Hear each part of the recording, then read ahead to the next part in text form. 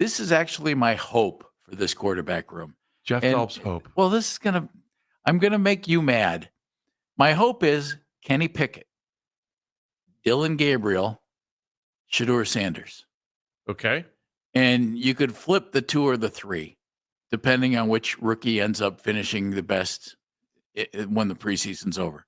I'm not locked into Dillon being my 2. I put him there because he was the 3rd-round pick. But that's my hope. My hope is that Kenny Pickett goes out and looks good because I think there might be some upside there.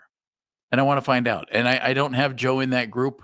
I don't think you'll keep Joe as a 4th quarterback, and I don't think he would be the 4th quarterback. But that's my hope, that you end up with 3 young guys who you can move forward with and at the very least find out if they're going to be decent NFL quarterbacks.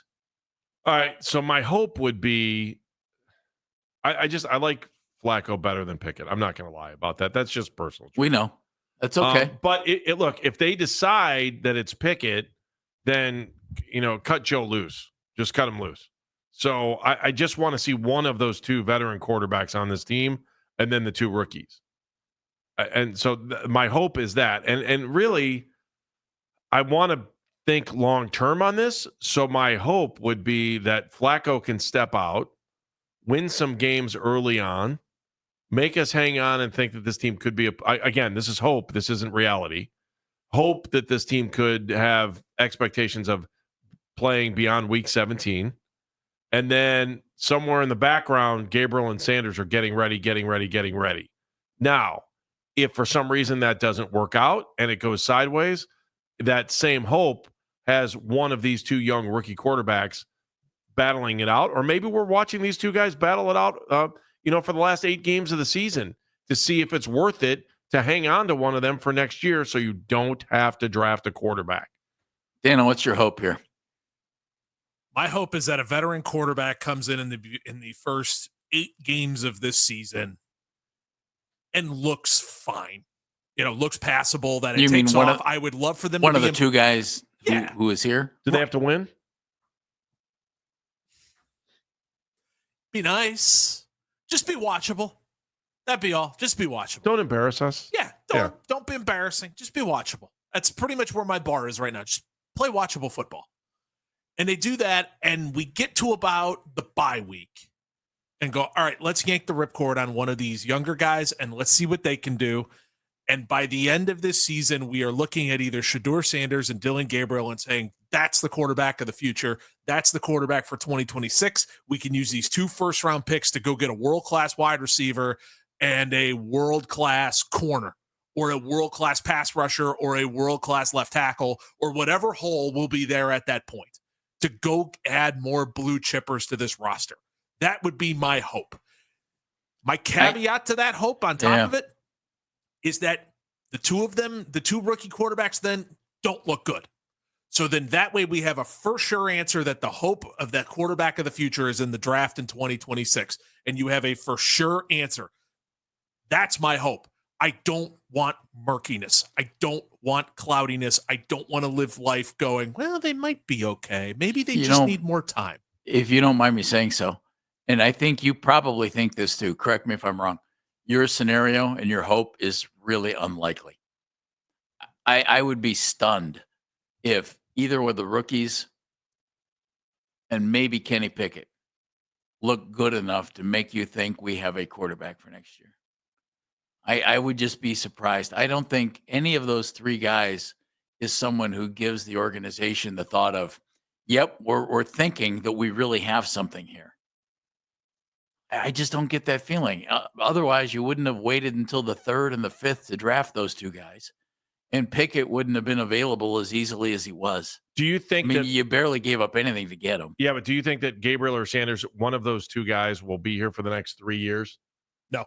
Probably not. One of those 2 guys to be here for the next 3 seasons. One of them might be. I think Dillon Gabriel will be here. I think they see him as the backup quarterback. And not to mention, on top of the fact, both of them are cheap. So it wouldn't shock me there, too. And that gives them a little bit of an opportunity to get away from Deshaun's contract. Mm-hmm. There you go. Yeah, that's you can kind of take your medicine. Does this does the Dome Stadium factor into this at all? God, I hope not. In the back of your mind, if you're on the marketing team in Berea, yes. Yeah, see, that's what I'm wondering. Yeah. I mean, how many times have we seen, I think back to the Indians when they moved, right? Yeah. I think, is that what was driving your thought process on that? Well, it's part of it. They wanted to have a team that was in decent shape when they moved into Progressive Field, Jacobs Field at the time, Right. Indians Park actually at the moment, Yeah. and they did. They had a team that was young and on the move in '93. And you kind of thought there's some pieces here. Then they move in '94, and then the season comes to an end early because of the labor, Yeah, and I then can't- '95, look out. And think back again on that too, about how everything was the perfect storm for them. Yeah, Everything was. Browns leave. I don't know. I just wonder if the Browns in the high up offices, Andy, are thinking we need to have this by like 2027 so that we have the momentum going. And then we build on 28, and then boom, 29, we're ready to do some things, and we move into the new stadium. Yeah, don't you think from a marketing standpoint and from like not necessarily front office, but from the business point of view, that works. Football ops can't think like Business that. point of view, it works, but I don't know that they can actually figure that. You know what I mean? Yeah. I mean, from a football standpoint, I don't think you have the freedom to think we have a 3-year build here. Do you? I mean, you've already Not been on the really. job 5 years. I will say this: it'll help sell PSLs. It'll help sell tickets if you feel like the quarterback's in place. You have to. And I Yeah, don't know that if will. it's. But you that's don't why want to believe it. You don't want to believe that that's why they're doing what they're doing. Right? I am like. Yeah. But from a football ops point of view, that this is like blasphemy. Jim's in Strongsville. Hey, Jim. Hey, Jim. Hey guys, listen, we need to frame it differently. I get it; it's the beginning of the season, and it's so early to listen. It's a third round quarterback draft pick, and it's a fifth round. The Browns draft came out of that draft thinking they were going to take a quarterback next year. Nothing's changed on their part. If these guys get fired, the next guy's certainly going to do it. I think that if you don't believe that that's what's happening. I mean, the chances of either of these guys being anything is 1 in a billion. So no, they're going to take a quarterback next year. I know that it's blasphemy to say because now you got to look at it and say, well, then this is just a lost year and it hasn't even started yet. But the bottom line is this is a lost year. It's where we're at. We're still dealing with salary. Yeah, but Jim, to say that today and say that it's a lost year right now, doesn't that drive you crazy? It does, but Andy, I'm just being honest with myself. I'm not going to lie to myself. Don't get me wrong. Every game that we're going to play, I'm going to think we're going to win, and I'm going to be all excited for it. But from a stone cold analytical perspective of where we're at salary cap wise, where we're at with the talent on the roster, where we're at with the age of some of the guys, where we're deficient, how the running back situation got screwed up by Judkins, how the wide receivers, we still haven't solved the wide receiver issues after 5 years of trying. When I look at all that and I put it all together, do I think they could make a run maybe and get 9, 10 wins? And we're like, woo, yeah, that's great. We'll get 9, 10 wins like we did with Flacco that one year. We'll lose in the first round of the playoffs. We'll have terrible draft.